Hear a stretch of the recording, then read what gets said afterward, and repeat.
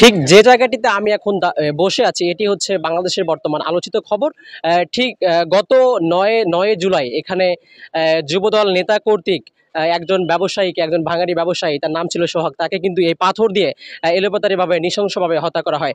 শুধু এই পাথর না, তাকে মারার শুরুতে তাকে কিন্তু এমনিতে তারা শারীরিকভাবে আঘাত করেছিল। তখন যে মাটিতে নেতে পড়লে তাকে এই পাথর দিয়ে উপর থেকে আঁচড় দিয়ে তাকে বারবার পাথর দিয়ে নিক্ষেপ করা হয় এবং তার মৃত্যু নিশ্চিত হওয়ার পরেও তারা তার শরীরে ঝাঁপিয়ে পড়ে উল্লাস করে।